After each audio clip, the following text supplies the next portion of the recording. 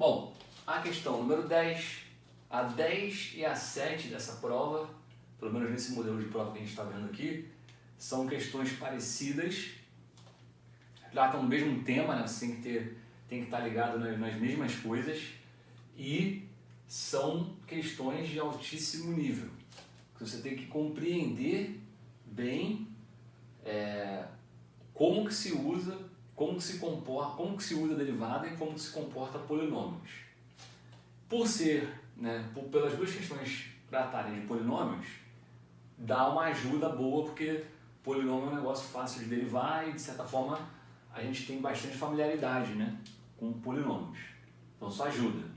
Mas são duas questões, essa questão 10 e a questão 7 são duas questões de bastante alto nível. Então, nessa questão aqui, ele falou que essa função está definida no intervalo de t até infinito. Então, ela está definida de um determinado número para frente, até infinito. E a função é isso aqui.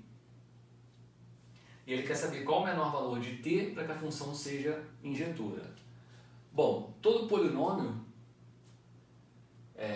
se você bota aqui que o domínio são os reais, ele nunca vai ser uma função injetora nesse caso, porque o polinômio sempre faz alguma voltinha. O polinômio, ele sempre tem, por exemplo, terceiro grau, esse que eu preciso você gravar, o polinômio do terceiro grau sempre tem um formato desse tipo. O polinômio do terceiro grau com o termo de terceiro grau positivo. Se aqui é um termo de terceiro grau, se ele é positivo, ele com certeza vai vir de baixo, aí vai ter um máximo, vai ter um mínimo, depois vai subir de volta. Por quê? Quando o x tende aqui, pensa nesse valor aqui, lá para a esquerda, quando o x tende a menos infinito, sabe que para polinômios, pensar em infinito e menos infinito é só olhar para o cara de maior grau. Então isso aqui, quando o x for para menos infinito, vai dar menos infinito ao cubo, que vai ser menos infinito, então por isso que ele vem de baixo. Quando o x vai para menos infinito, a função também dá menos infinito. E, nesse caso, quando a função vai para infinito, vai ficar infinito ao cubo, então ele vai dar infinito também. Então, quando o x tende a menos infinito, a própria função também dá menos infinito. Por isso que ele vem lá de baixo.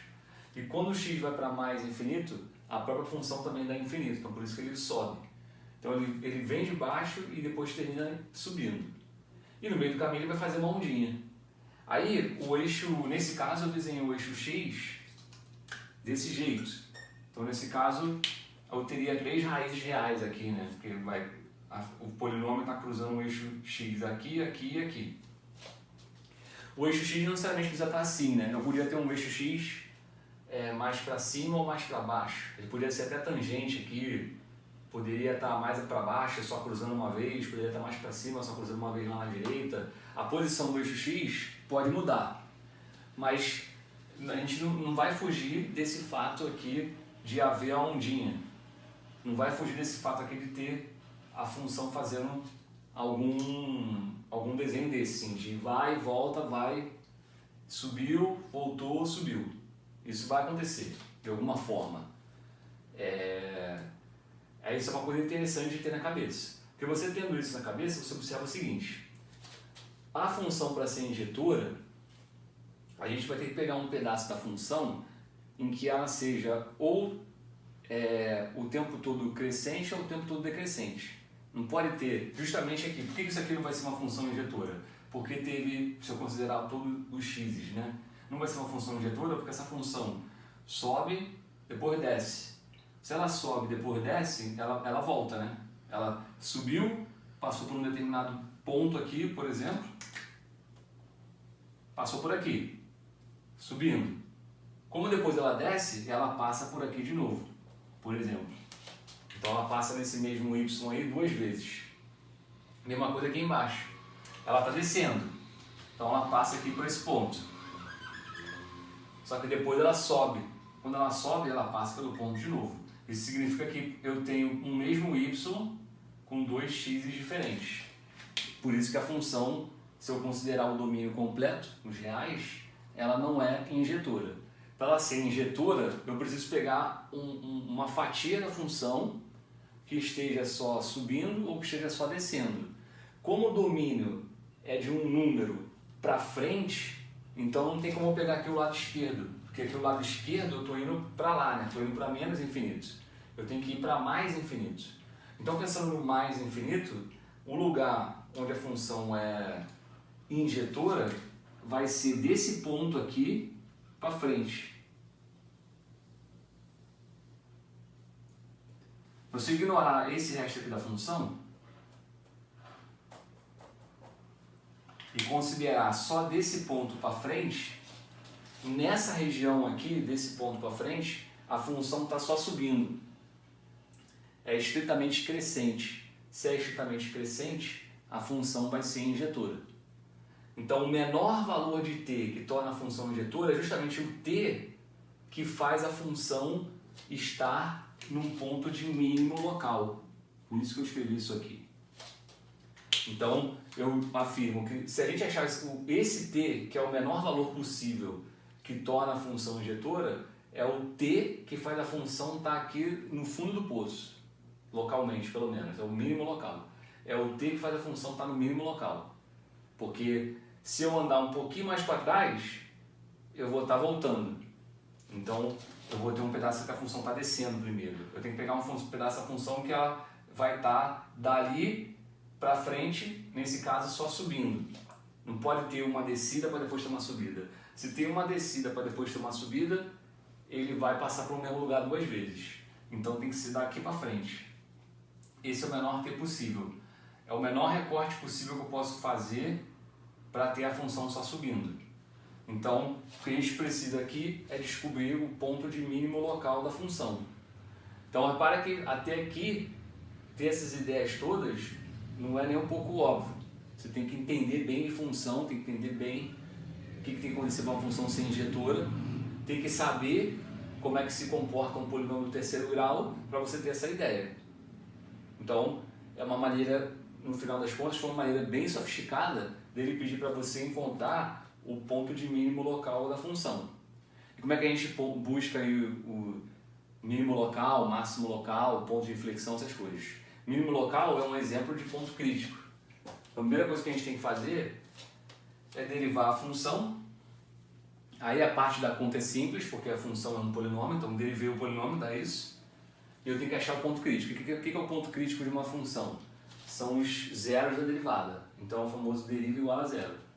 Quando a gente deriva isso aqui, quando a gente deriva a função, acha isso aqui e igual a zero, os zeros dessa função aqui são x igual a zero e x igual a 2.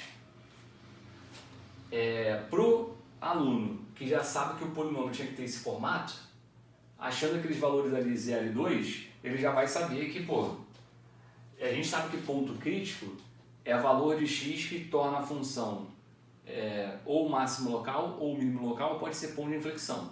Só que pelo que eu sei do formato do desenho do polinômio de terceiro grau, eu sei que ele vai ter que ter aqui um máximo local e vai ter que ter um mínimo local depois. Pelo formato do desenho, primeiro vem o máximo local, depois vem o mínimo. Primeiro vem o máximo, depois vem o mínimo. E aí você achou ali dois valores, 0 e 2. Então aqui vai ter que ser o 0 e aqui vai ter que ser o 2. Porque o 0 vem antes do 2, né? Se a gente tivesse achado ali como valores de pontos críticos, sei lá, 2 e 5, aí primeiro teria que ser o 2 para depois ser o 5. Mas como deu 0 e 2, primeiro vem o 0 e depois vem o 2. Então eu já sei, então, que esse valor de t que faz a função estar no mínimo local, que vai ser o t que eu estou querendo, eu já sei que tem que ser o 2. Então o cara ligadão na prova já saberia ali que é o 2 e já iria para a próxima questão. Mas vamos analisar, né? Vamos mostrar, analisando mesmo uma das formas que eu apresentei para análise de ponto crítico, para confirmar que o 0 é ponto de máximo local e que o 2 vai ser ponto de mínimo local. Então, só para explorar mais aqui de forma completa, uma forma de analisar ponto crítico é olhar a segunda derivada. Então, pega isso aqui, 3x² menos 6x e deriva de novo. A gente descobre que a segunda derivada da função é 6x menos 6. Aí, uma das formas de analisar o ponto crítico é substituir esse ponto crítico, que é 0 e 2, na segunda derivada. Então, f² de 0, quando eu substituo isso aqui por 0, vai dar menos 6, que é negativo. Então, f² de 0 é um número negativo. E f duas linhas de 2, se eu substituir isso aqui por 2, vai dar 6 vezes 2, 12. Menos 6 vai dar 6. Mas vai dar positivo. Isso significa o seguinte, se f duas linhas de 0 deu negativo, quer dizer que a função perto do zero está com coabilidade para baixo. Então é justamente o que está acontecendo aqui, né? No zero, a função tem coabilidade para baixo. Por isso que o zero é um máximo local. E para o f duas linhas de 2 ter dado positivo, é porque na região aqui do 2 a função tem coabilidade para cima. Então por isso que o desenho faz sentido desse jeito. Perto do 2 a função tem coabilidade para cima, isso faz o 2 ser um ponto de mínimo.